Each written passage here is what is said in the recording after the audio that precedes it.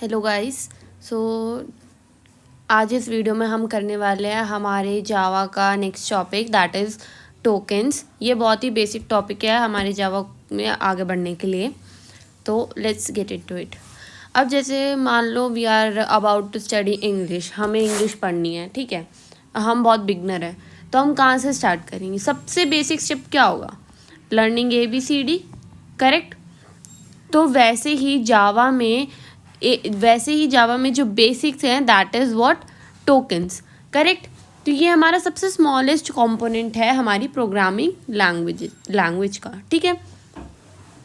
तो इन जावा में we have basically 4 tokens. जैसे इंग्लिश में हमारे पास 26 अल्फ़ाबेट्स होते हैं, वैसे ही टोकन्स में हमारे पास 4 टाइप के टोकन्स होते हैं। The first token is keyword, identifier, literal and separator, correct. अब हम देखते हैं हमारा सबसे पहला token that is keyword, correct. तो कीवर्ड क्या है? देखो, कीवर्ड ना हमारा कुछ ऐसे प्री डिफाइंड वर्ड्स हैं, मतलब कि जैसे मान लो ये एक जावा लाइब्रेरी है, ठीक है। इसमें कुछ वर्ड्स हैं हमारे, और इन वर्ड्स की कुछ फंक्शनैलिटी है कि ये स्पेसिफिक फंक्शंस प्ले करेंगे, करेक्ट। तो इन वर्ड्स को हम क्या कहते हैं? प्री डिफाइंड वर्ड्स, मतलब इनकी पहले ही हमने जावा में डेफिनेशन ऑलरेडी एग्जिस्ट करती है, करेक्ट। और ये वर्ड्स कंपाइलर जानते हैं। जब हम इस फाइल को, सोर्स फाइल को कंपाइल करेंगे, तो वो हमारा जो कंपाइलर है वो इन वर्ड्स से अवेयर होगा। तो ऐसे वर्ड्स को हम क्या कहते हैं? कीवर्ड्स कहते हैं। और जावा हमारी केस सेंसिटिव लैंग्वेज है, तो जो हमारे कीवर्ड्स होते हैं वो हमेशा लोअर केस में लिखे जाते हैं, करेक्ट। हमारी जावा लैंग्वेज में we have more than 50 keywords. कुछ एग्जाम्पल्स देखो। For example class, public, void and static. ये कुछ वर्ड्स हैं जो हमारे किस में काउंट होते हैं? कीवर्ड काउंट होते हैं। और हर एक वर्ड हमारा लोअर केस में है, और हर एक वर्ड की जो कुछ ना कुछ फंक्शनैलिटी होती है, करेक्ट। और इन कीवर्ड्स को हम दोबारा डिफाइन नहीं कर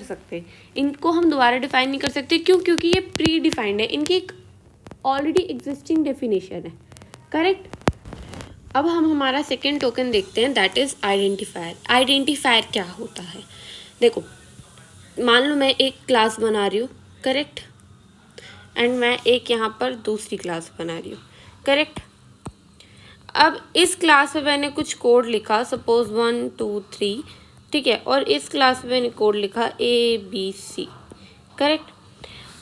अब इस क्लासेस को हम आइडेंटिफाई कैसे करेंगे? मतलब मैंने एक ये क्लास बना दी, एक ये क्लास बना दी, और इन दोनों में कोड अलग अलग है, तो मैं इसको आइडेंटिफाई कैसे करूँगी? हमें इसका कुछ नाम देना पड़ेगा ना। सपोज मैं इसका नाम दे देती हूँ A एंड इसका नाम दे देती हूँ B।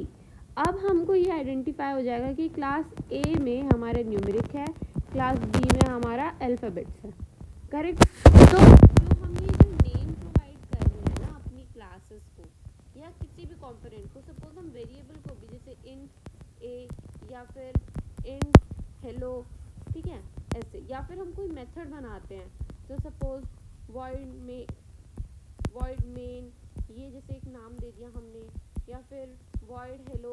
तो जो हम ये मेथड बनाते हैं, इनका जो नाम देते हैं, या हम वेरिएबल बनाते हैं, इनका जो नाम देते हैं, या हम क्लासेस बनाते हैं और इनको जो नाम प्रोवाइड करते हैं, उस नेम को हम क्या कहते हैं? Identifier, correct. देखो कुछ एग्जांपल्स है, जैसे हेलो, मेन, स्ट्रिंग। यहाँ एक और इम्पॉर्टेंट पॉइंट, मेन को हम आइडेंटिफायर क्यों कहते हैं? मेन हमारा जो हमारी जावा की लाइब्रेरी है, उसमें हमारा मेन वर्ड एग्जिस्ट करता है, करेक्ट। जो हमारा JVM है वो हमेशा मेन फाइल को सर्च करने के लिए जाएगा। और मेन फाइल, तो अब आप कहोगे कि मैम जो जावा लाइब्रेरी में ऑलरेडी एग्जिस्ट कर रहा है वो वर्ड तो हमारा कीवर्ड कहलाता है, और मेन आइडेंटिफायर कैसे हुआ? देखो, जो मेन है ना वो सिर्फ एक नाम है, उसकी कोई फंक्शनैलिटी नहीं है। मेन वर्ड की कोई फंक्शनैलिटी नहीं है, इसलिए हम उसको क्या कहते हैं?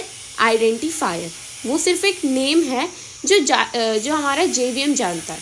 अब हम देखते हैं हमारे रूल्स ऑफ आइडेंटिफायर। करेक्ट।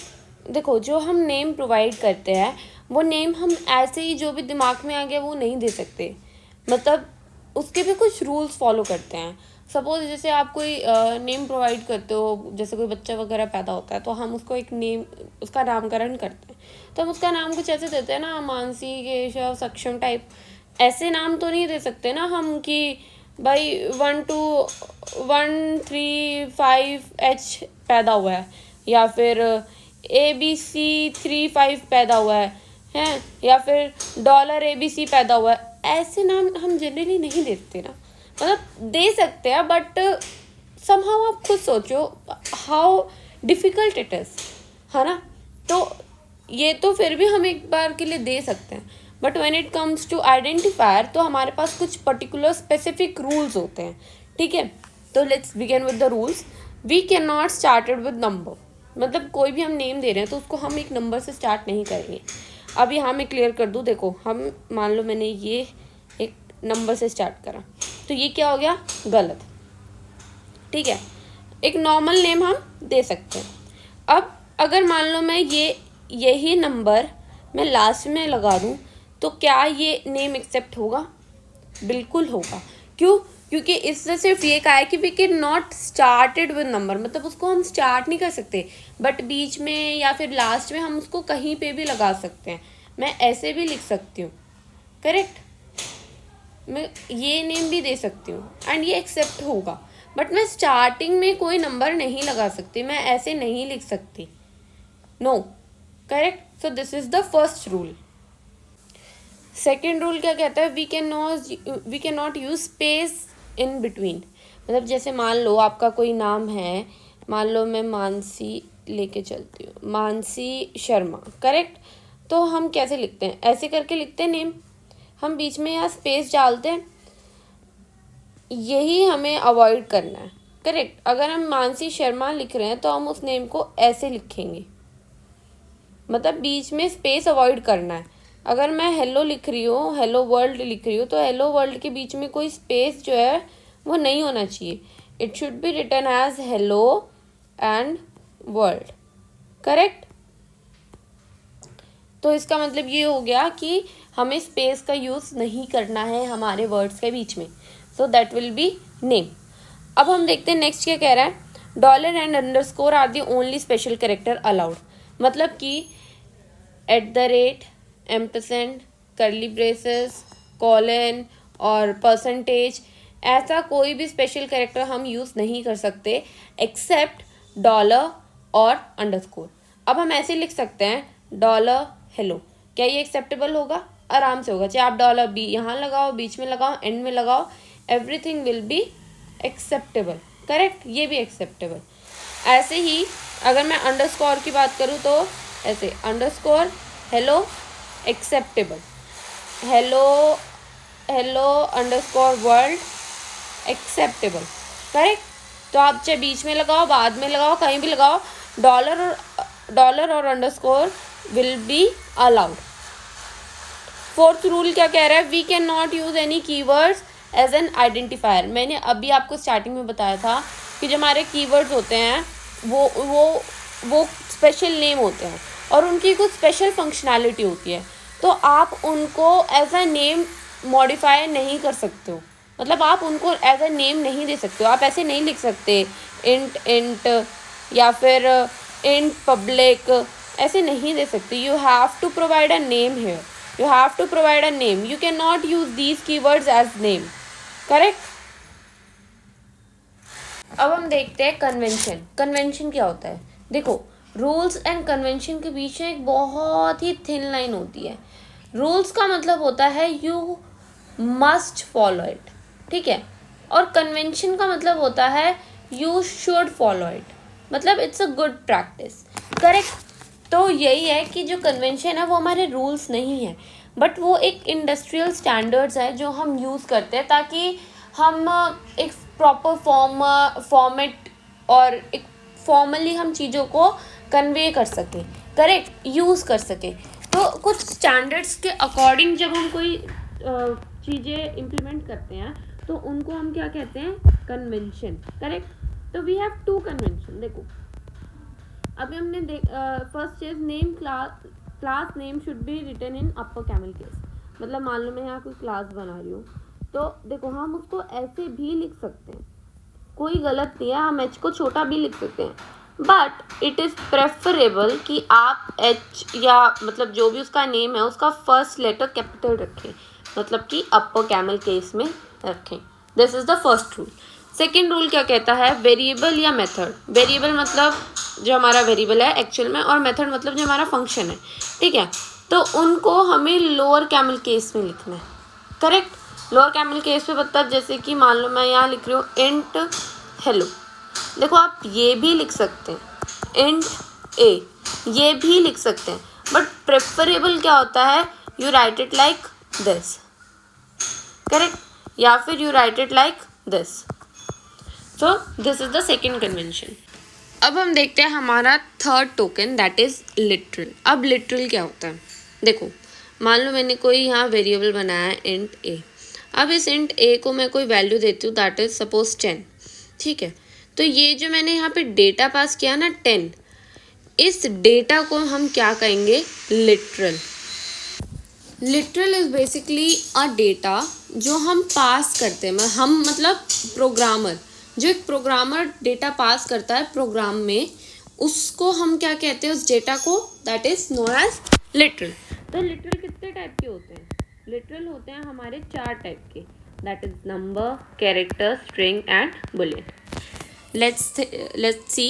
देखो नंबर क्या होता है हमारा, एक न्यूमेरिक वैल्यू होती है जो हमारी इंटीजर भी हो सकती है और डेसिमल भी हो सकती है।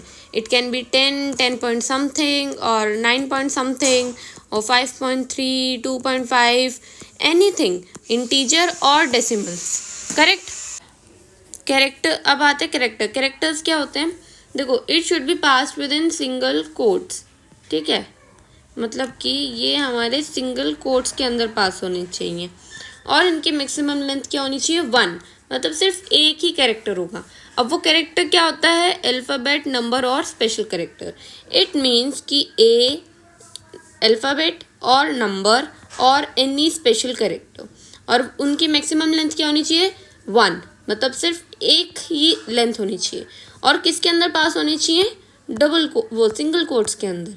तो इसको हम क्या कहते हैं, हमारा कैरेक्टर। कैरेक्टर्स हमारा ऐसे कुछ भी हो सकता है, करेक्ट, ABC और 1, 2 और 100 तो नहीं हो सकता, क्यों, क्योंकि उसकी लेंथ कितनी होगी, 3। तो कोई भी सिंगल लेंथ वाला कैरेक्टर, ठीक है। अब आते हैं हम हमारे स्ट्रिंग पे। स्ट्रिंग क्या होता है, देखो कैरेक्टर जो होता है वो हमारा सिंगल लेंथ का होता है। अगर हम ऐसे ही मल्टीपल कैरेक्टर्स को कंबाइन कर दे तो वो हमारी एक स्ट्रिंग फॉर्म करती है, ठीक है, और स्ट्रिंग को हम डबल कोट्स के अंदर डालते हैं। For example like hello, correct, for example hello world, ये भी हमारी किस में काउंट होगी, स्ट्रिंग में। क्यों, अब आप कहोगे यहाँ तो स्पेस आ गया, जो स्पेस है वो भी हमारा एज अ कैरेक्टर मतलब काउंट होता है, ठीक है। तो ये हमारी क्या हो गई, स्ट्रिंग्स हो गई, ठीक है। अब बुलियन क्या होता है, देखो बुलियन एक ऐसा लॉजिकल डेटा होता है जो हमारा या तो ट्रू होता है या फॉल्स होता है। मतलब कि बुलियन हमारी 2 ही वैल्यूज देता है, दैट इज ईदर ट्रू और ईदर फॉल्स, करेक्ट। हम आगे पढ़ेंगे ये कैसे वर्क करता है, ठीक है। अब हम देखते हैं हमारा very last but not the least token, that is separator. अब सेपरेटर क्या होता है, सेपरेटर होता है हमारा जो कंपोनेंट होता है जावा का, उसको सेपरेट करने के लिए। फॉर एग्जांपल कर्ली ब्रेसेस और कॉलन, सेमीकॉलन और कॉलन, ठीक है। अब देखो जैसे मान लो मैंने एक लाइन लिखी, मैंने उसके बाद सेमीकॉलन लगा दिया, ठीक है। मैंने दूसरी लाइन लिखी और मैंने उसके बाद भी एक सेमीकॉलन लगा दिया, करेक्ट। तो अब ये लाइन इस लाइन को क्या कर रही है, ये कॉलन क्या कर रहा है, इन दोनों लाइन को सेपरेट कर रहा है, ये वाला कॉलन, करेक्ट। अगर मैं इसको ऐसे लिखूँ ना, ऐसे, तो और यहाँ के बाद एक और लाइन चालू कर दूँ तो भी ये अलग लाइन मानी जाएगी और ये अलग लाइन मानी जाएगी। क्यों, क्योंकि इनके बीच में क्या आ रहा है, इनके बीच में आ रहा है एक colon, correct. So these are what we call as separators. ऐसे ही कॉलन भी हमारा एक सेपरेटर है और कर्ली ब्रेसेस ये भी हमारा एक सेपरेटर होता है, ठीक है, जो क्लास को सेपरेट कर मतलब क्लास के अंदर जो फंक्शंस होते हैं मल्टीपल फंक्शंस उनको सेपरेट करता है। सपोज मैंने एक फंक्शन लिखा, उसके अंदर कर्ली ब्रेसेस लगा करके उसको चालू किया एंड उसके अंदर स्टेटमेंट्स लिखी एंड उनको बंद कर दिया, तो ये हमारा एक फंक्शन हो गया। फिर नेक्स्ट फंक्शन और फिर सेम, करेक्ट। तो ये क्या कर रहे हैं, इनको सेपरेट कर रही है, सो this is separate. Thank you very much guys. अगर आपको मेरा वीडियो पसंद आया तो please subscribe, like and comment ज़रूर करें। It will be a great motivation. Thank you so much.